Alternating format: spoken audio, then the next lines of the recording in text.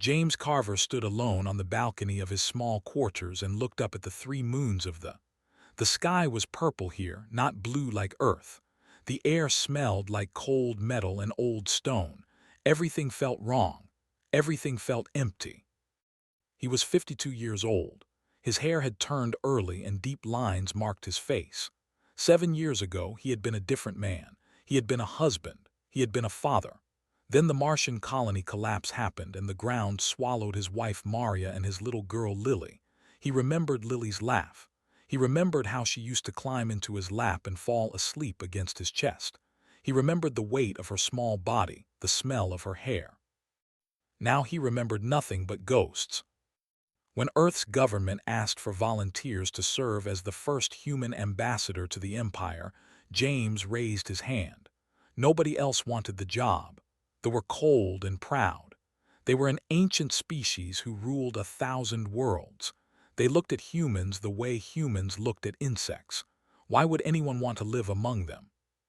James wanted to, because he had nothing left to lose.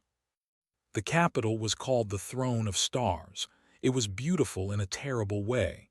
The buildings were tall and sharp, made of black crystal that reflected the moonlight. The streets were wide and empty. They did not gather in crowds. They did not touch each other. They did not smile. James learned their rules quickly.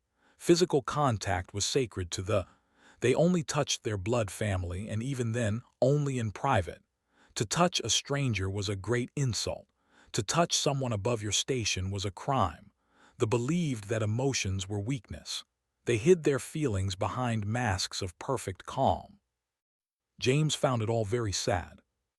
The Empress ruled from a throne made of living crystal. She was thousands of years old, kept alive by technology that humans could not understand. Her skin was pale silver and her eyes were like deep pools of mercury. She never smiled. She never frowned. She simply existed, ancient and eternal, watching everything and saying little. James had met her once during his official welcome ceremony. She had looked at him for a long moment and he felt like she was reading his soul. Then she had turned away without a word. That was 3 months ago. She had not spoken to him since. But James did not care about the Empress. He did his job. He attended meetings. He smiled politely when lords insulted humanity. He wrote reports that nobody on Earth would read. He was a good ambassador. He was also completely alone. Then he met the child. It happened during a formal reception in the Crystal Hall. Hundreds of nobles stood in perfect rows, speaking in low voices about politics and power. James stood near the back where the unimportant guests belonged. He was thinking about Lily again. She would have been 13 this year, a teenager. He wondered what kind of music she would have liked. He wondered if she would have been taller than Maria. His eyes grew wet. He blinked quickly and looked down at the floor. A small voice said, "Why do your eyes leak?" James looked up. A child stood before him. She was tiny, barely reaching his waist. Her skin was pale blue, and her eyes were enormous and silver, like twin moons. She wore a white dress made of something that looked like woven starlight. She was the most beautiful child James had ever seen. She was also staring at him with open curiosity, which was very strange. Children were taught to be silent and invisible. They did not speak to strangers. They certainly did not speak to humans. James wiped his eyes. "I was thinking about someone I loved," he said simply. The child tilted her head. "Loved? What is loved?" James felt his heart break a little. Love is when someone matters to you more than anything else, when you would do anything to keep them safe and happy. The child considered this. "My guardians say that emotions are weakness." "Some people think that," James said. "I do not." The child looked at him for a long moment. Then she did something that shocked everyone in the room. She smiled. "I am," she said, "I am the princess." James felt the room go silent around them. He understood now why everyone was staring. This was not just any child. This was the heir to the empire, the granddaughter of the Empress herself. He should bow. He should apologize for speaking to her so casually. He should step back and let her handlers take her away.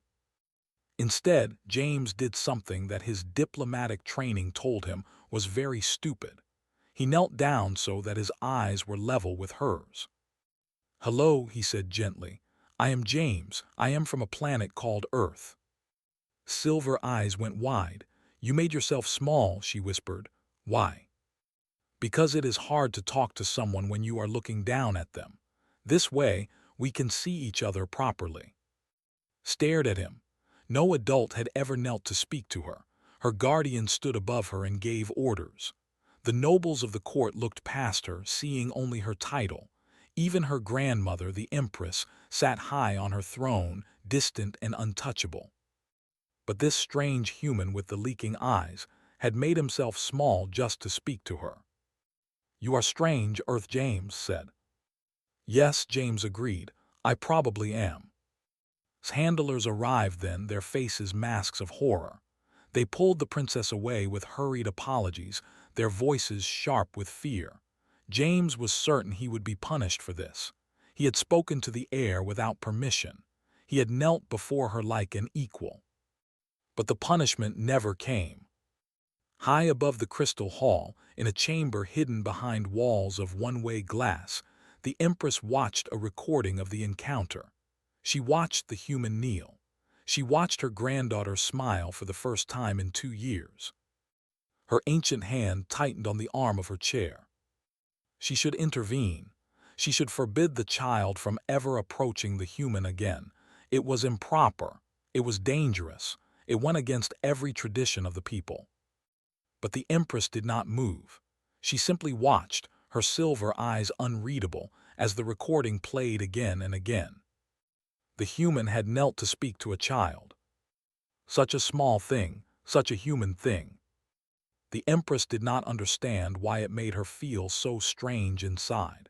She had not felt anything in 300 years. She had forgotten what feelings were.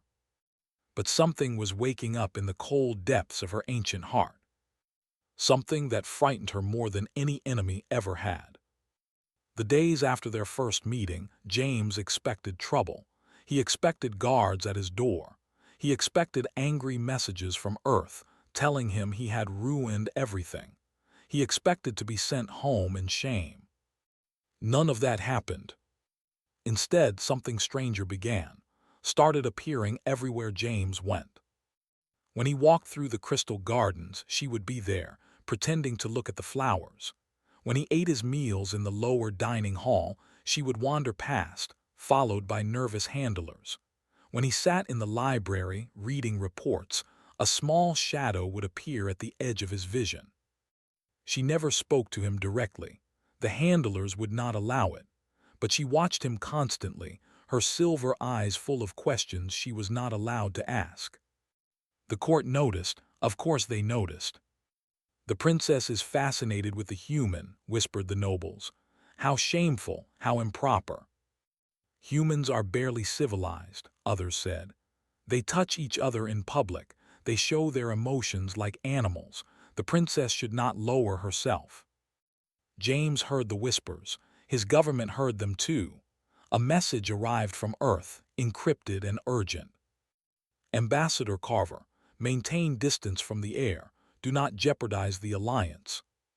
James read the message 3 times, then he deleted it. He could not bring himself to ignore a lonely child. The next time appeared in the gardens. James sat down on a bench and patted the space beside him. Her handlers made sounds of protest, but walked past them and sat down, leaving exactly 1 hand's width of space between them. "Tell me about your planet," she said. "Tell me about Earth." So James told her. He told her about the oceans, vast and blue, full of creatures that sang to each other across thousands of miles. Had never seen an ocean. Her world was dry and cold. He told her about forests, where trees grew so thick that sunlight barely reached the ground. Had never seen a tree. That did not believe in growing things for beauty. He told her about dogs, loyal companions who loved their humans with all their hearts, did not understand the concept of a pet. They live with you, she asked. They follow you. Why? Because they love us, James said, and we love them back. Love again, said softly. You speak of it often. It is important to humans, James said. Perhaps the most important thing. Was quiet for a long moment. My parents are dead, she said finally. They died in a battle when I was very small. I do not remember them. James felt his heart tighten. I am sorry. My grandmother is the Empress. She is very powerful, but she does not speak to me. She watches me from far away, but she never comes close. My handlers say it is because she is too important, but sometimes I think. Stopped. What do you think? James asked gently. I think she does not want me. James had to close his eyes for a moment. He thought of Lily. He thought of all the times he had held her, kissed her forehead, told her he loved her. He had never once made her feel unwanted. He said carefully, I am sure your grandmother cares for you. Perhaps she simply does not know how to show it. Do humans know how to show it? We try, we hold each other, we say kind words, we celebrate each other. Celebrate. James smiled. Yes, for example, we have something called a birthday. Once a year, on the day you were born, everyone who loves you gathers together. They give you gifts. They make your favorite food. They sing songs. It is a day just for you, to remind you that people are happy you exist. His eyes went wide. A whole day just because you were born. Yes. That seems, she struggled for words, excessive. James laughed softly. Perhaps, but it feels wonderful. Fell silent thinking about this. A day to celebrate existence. A day when people told you they were glad you were alive. She could not imagine it. 3 weeks later, James was summoned to appear before the High Council. The great lords of the empire sat in a circle of elevated chairs, looking down at him like judges preparing to deliver a sentence. Lord spoke first. He was tall and thin, with cold, yellow eyes and a voice like poison. Human, he said, you have been spending time with the princess. She is curious about Earth, James said calmly. I have answered her questions. You have filled her head with primitive ideas, snapped. Love, celebration, emotion. These are weaknesses. You are corrupting the heir to the throne. I am telling her stories, James said. Nothing more. Stood, his robe swirling around him. Your species is a disease. You spread your sentiment like a plague.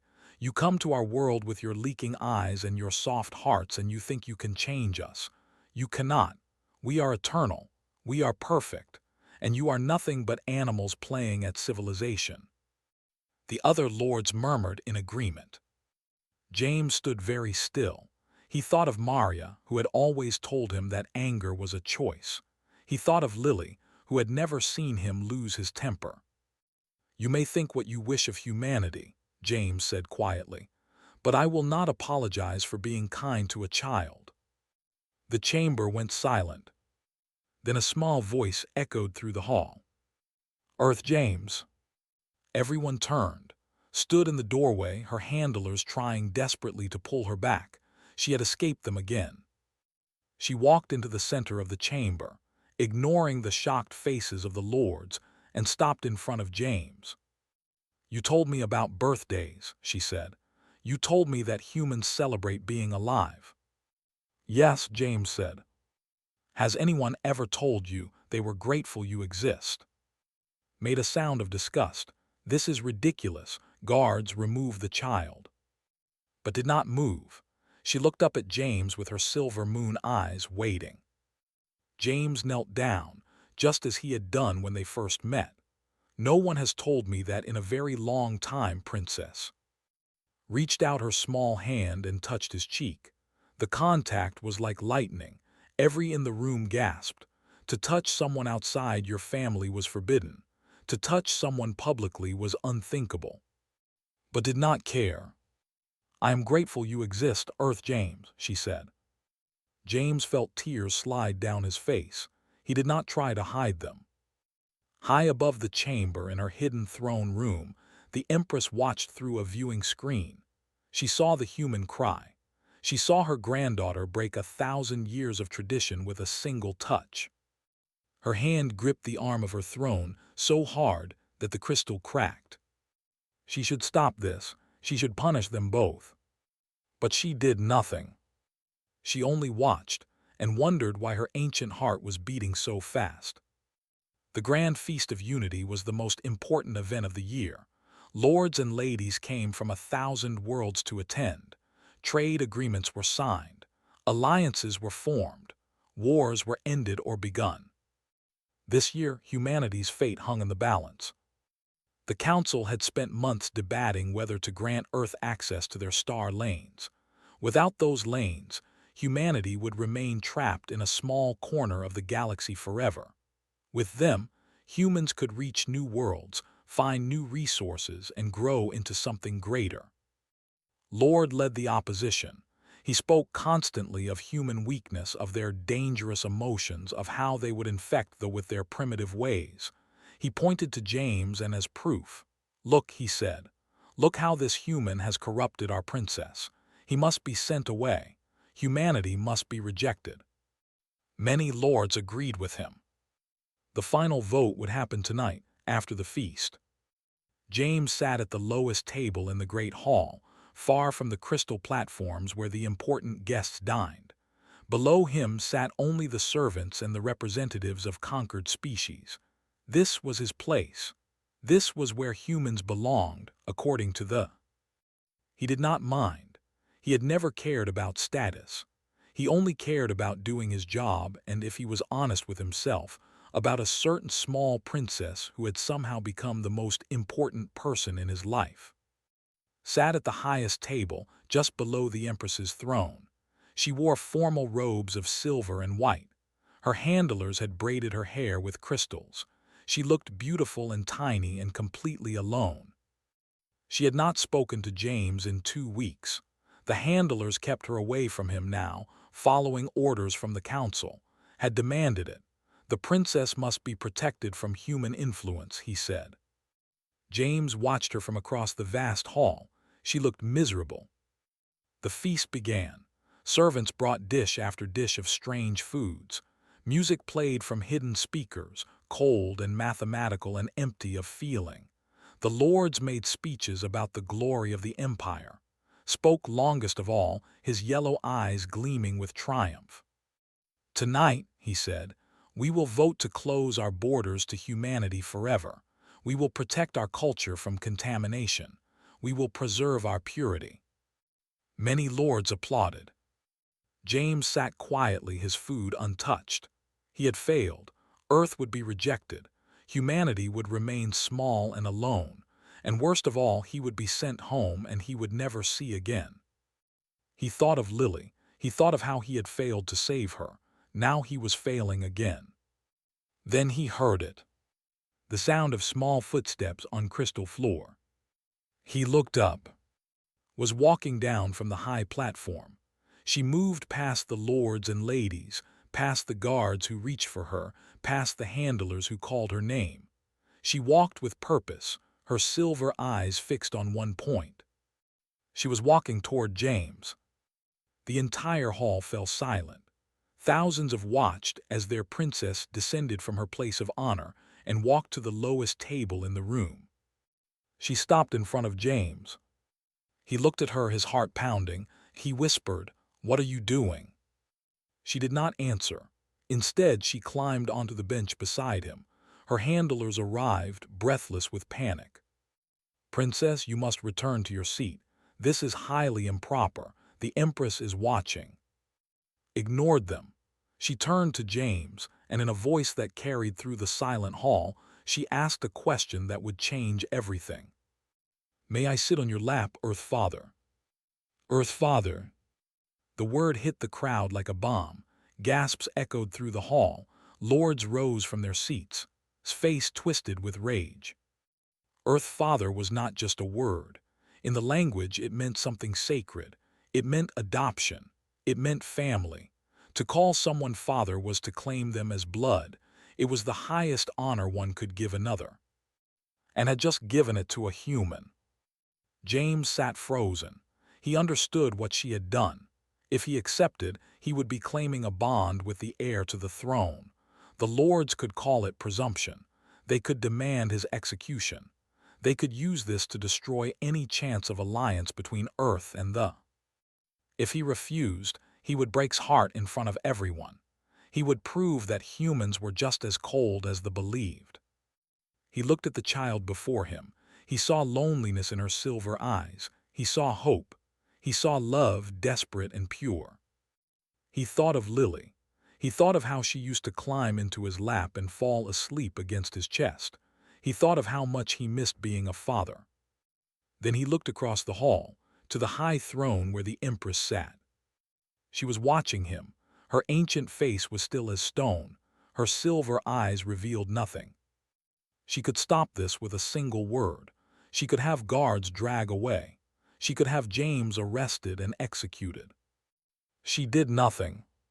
She only watched, and in her silence James understood something. The Empress was not forbidding this. She was waiting to see what he would do. She was testing him. James looked back at. He smiled gently. And then, knowing it might cost him everything, he opened his arms. "Of course you may, little one." Climbed into his lap and settled against his chest. She pressed her ear to his heart and listened. "It makes sound," she whispered, wonder in her voice. "Your heart makes sound."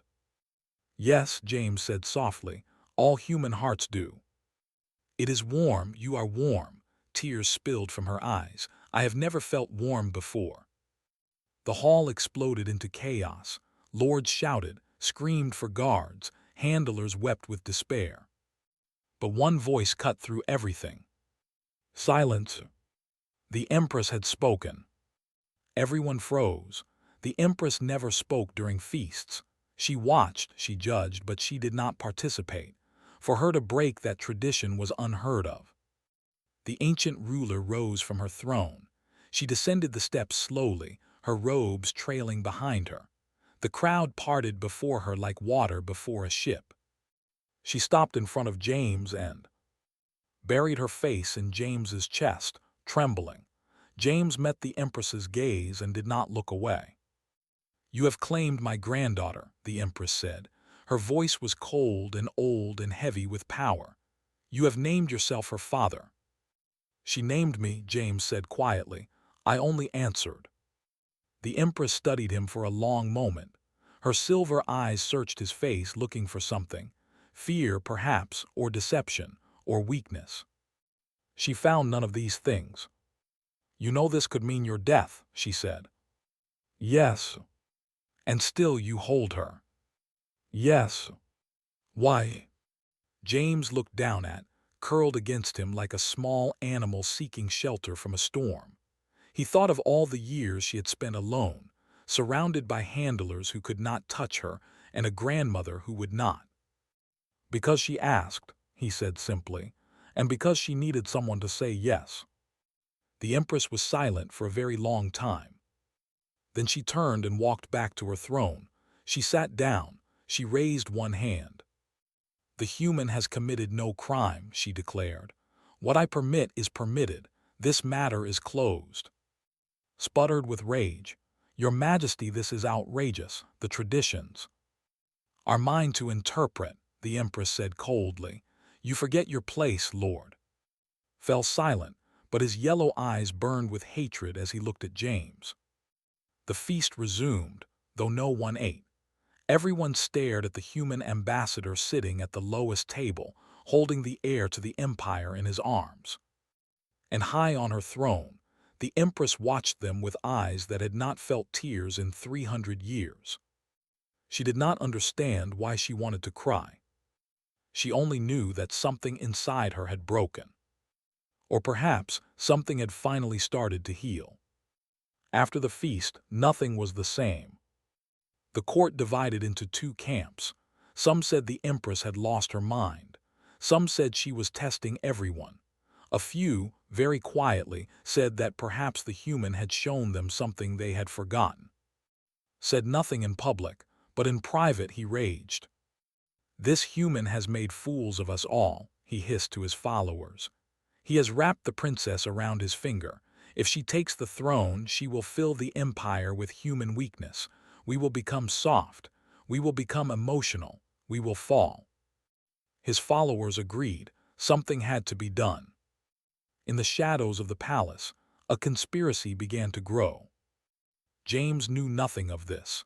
He spent his days with Now, no longer hiding their friendship. The Empress had permitted it. No one could say otherwise. They walked in the gardens together. James told her stories of Earth, of mountains and rivers and cities full of millions of people. Listened with wonder, asking 1,000 questions. "Do human children play?" she asked one day. "Of course," James said. "They run and jump and pretend to be heroes. They laugh and shout and make noise." "Children do not play," said sadly. "We study. We learn to be still and quiet. Fun is not efficient." James felt anger rise in his chest, but he kept his voice gentle. "Would you like me to teach you a game?" His eyes went wide. "A game, what kind?" James taught her to play catch with a ball he made from wrapped cloth. He taught her to build towers with small stones and knock them down. He taught her to run and chase and be chased. For the first time in her life, laughed out loud. The sound echoed through the garden. Guards stopped and stared. Handlers covered their mouths in shock, but no one intervened. High above, watching from a window in the palace, the Empress heard her granddaughter laugh. She had never heard that sound before. It was strange and wild and beautiful. She closed her eyes and remembered a time, long ago, when she too had laughed. Before the weight of the throne crushed all feeling from her heart. Before she learned that love was weakness and joy was dangerous. She wondered if she had been wrong. 3 days later, Captain came to James with a warning. Was a palace guard, tall and stern, with scars on her face from old battles. She had watched James for months. She had seen how he treated servants and guards with the same respect he showed lords. She had seen him bow to cleaning staff and thank guards by name. No noble had ever done such things. "Ambassador," she said quietly, catching him alone in a corridor, "you are in danger." James stopped. "What kind of danger?" "Lord, he plots against you. He has hired assassins from the outer worlds. They will strike soon, and they will make it look like an accident." James felt cold. "Why are you telling me this?" Hesitated. "Because you are different. You treat people like they matter, even people like me, who are nothing. I have served the Empire for 60 years, and no noble has ever looked at me the way you do." "How do I look at you?" "Like I am a person," she said simply, "not a tool." James reached out and touched her arm. She flinched at the contact but did not pull away. "Thank you, Captain," he said. "I will not forget this." That night James stayed close to. He told her handlers that he wanted to show her the stars from the Western Garden. They agreed reluctantly. The Empress had not forbidden it. The garden was quiet and dark, lit only by the 3 moons. James sat on a bench, looking up at the sky. "Earth Father said, 'Why do humans look at stars?' Because they remind us how small we are," James said, "and how much there is still to discover. Look at stars and see territory to conquer. Humans look at stars and see places to explore, places where we might find friends." Leaned against him. "I am glad you found me." James put his arm around her. "So am I, little one." Then the shadows moved. 3 figures emerged from the darkness, dressed in black, moving without sound. They held weapons that glowed with poison light, assassins from the outer worlds just as had warned. James moved without thinking. He grabbed and threw her behind him, putting his body between her and the attackers. The first assassin lunged. James caught his arm and twisted, using the fighting skills he had learned as a young Marine, long before he became a diplomat. The assassin fell. The second came at him with a blade. James was not fast enough. The blade cut deep into his shoulder. He gasped with pain but did not fall. He grabbed the assassin's head and slammed it into the stone bench. The figure collapsed. The third assassin circled, looking for an opening. James was bleeding badly now. His arm hung useless at his side, but he did not move from his position in front of. "Run," he told her. "No," she cried, "I will not leave you." The assassin laughed, a cold and mechanical sound. "The human bleeds. Soon he will fall, and then, little princess, you will join him." James felt his vision blurring. He had lost too much blood, but he forced himself to stand straight. He forced himself to stay between and death. "You will have to go through me," he said. "That was always the plan." The assassin raised his blade for the killing blow. A flash of light, a scream of pain. Captain stood at the edge of the garden, her weapon smoking. Behind her, a dozen guards rushed forward, overwhelming the final assassin. James fell to his knees, ran to him, her small hands pressing against his wound. "You are hurt," she sobbed. "Earth Father, you are hurt. There is so much blood." James looked at her through dimming eyes. Her face was wet with tears, real tears, the first tears she had ever cried. "You are safe," he whispered. "That is all that matters." "Why?" she cried. "Why did you do that? They could have killed you." "Because you are my daughter now," James said, "and a father protects his children, no matter what." He collapsed. When the Empress arrived, she found her granddaughter covered in human blood, cradling the ambassador's head in her lap. The child was screaming for healers, screaming for help, screaming with all the emotion that they had taught her to suppress. For the first time in 300 years, something moved in the Empress's ancient heart. She looked at the human who had taken a blade meant for her blood. She looked at her granddaughter, who loved him with all her small heart. She had built her empire on coldness and control. She had told herself that love was weakness, that emotion was dangerous, that distance was strength. But this human, bleeding on the stones of her garden, had shown more strength in one moment than she had shown in centuries. He had chosen to die for a child who was not his own. The Empress knelt beside them.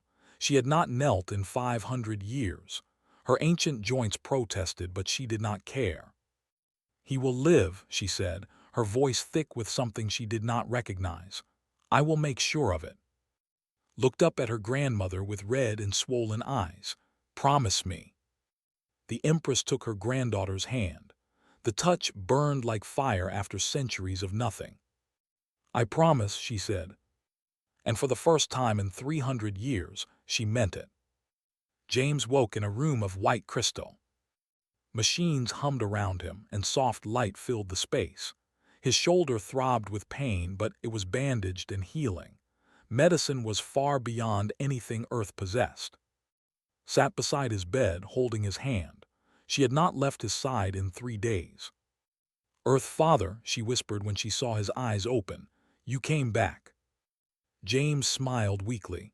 "I promised I would protect you. I could not break that promise." Tears spilled down her cheeks.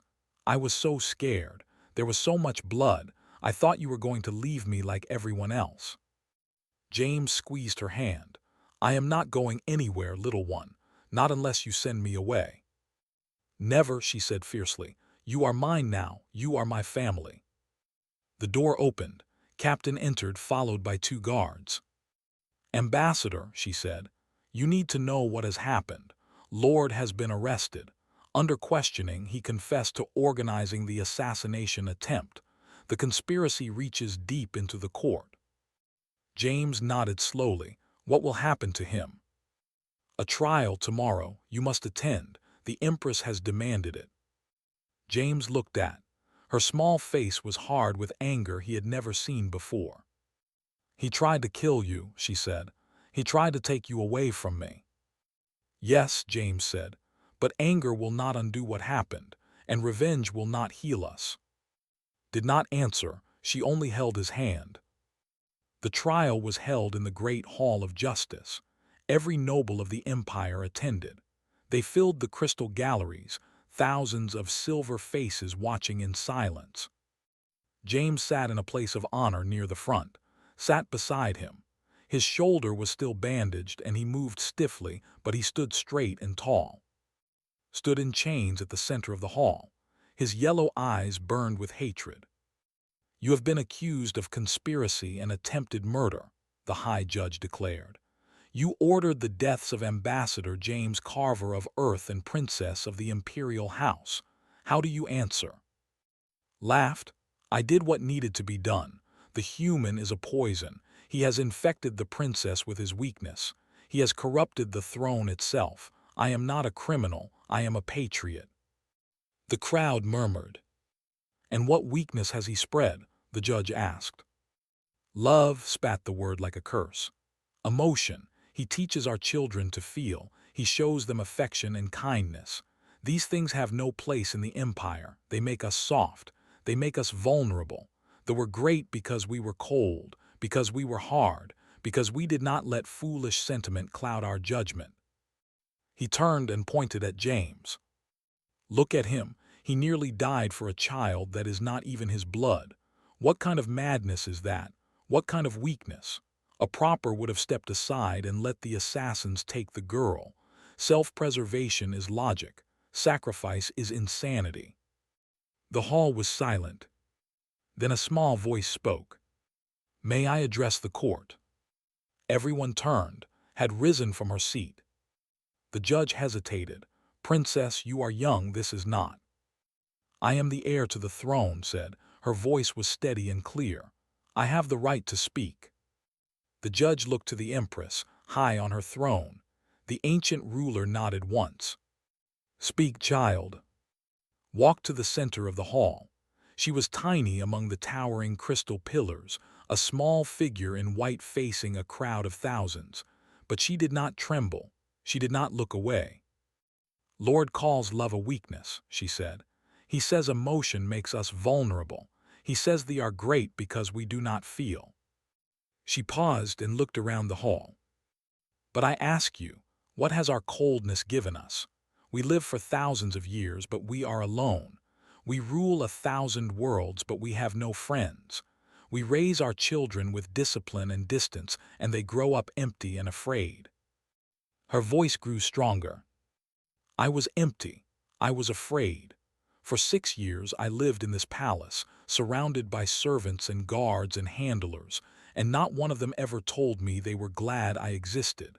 Not one of them ever held me. Not one of them ever made me feel like I mattered." She turned and pointed at James. Then he came, a human, an alien, an outsider, and he knelt down to speak to me. He told me stories about oceans and forests and birthdays. He taught me what it feels like to be warm. When assassins came to kill us, he threw himself in front of me. He nearly died to protect me. Tears streamed down her face, but her voice did not waver. "Lord asks what kind of madness makes someone sacrifice themselves for a child who is not their blood. I will tell you what kind. It is called love, and it is not weakness. It is the strongest thing I have ever seen." The hall was silent. Nobles stared at the tiny princess, shock on their silver faces. Turned to face the Empress. "Grandmother," she said, "you have watched me my whole life. You have watched from your throne, from behind screens, from across rooms.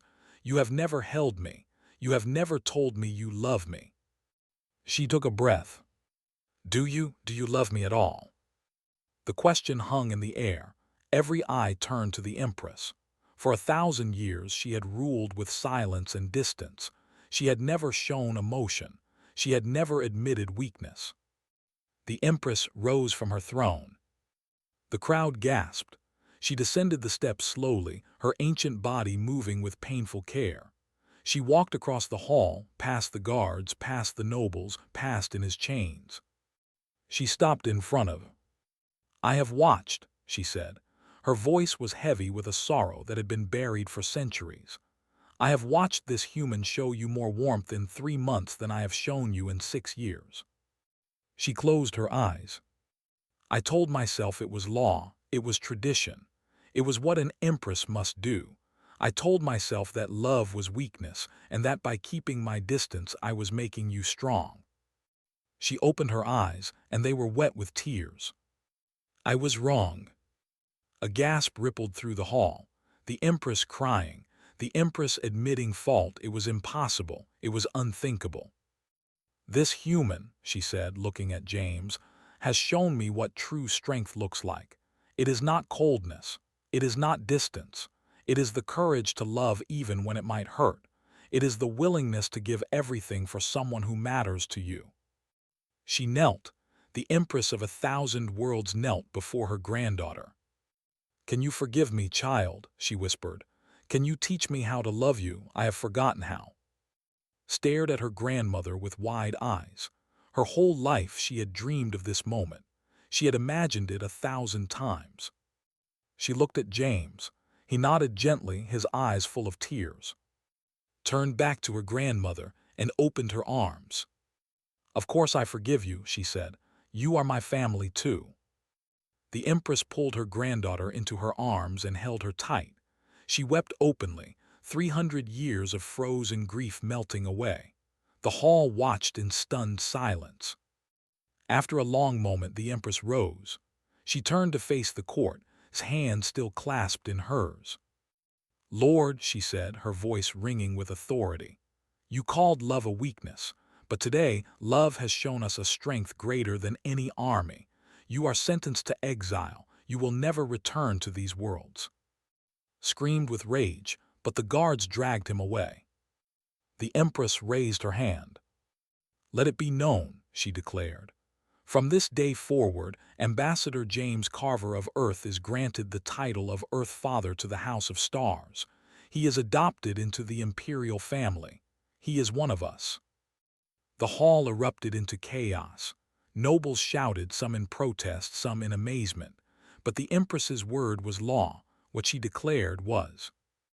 James rose on unsteady legs. He walked to where the Empress and stood. He bowed his head.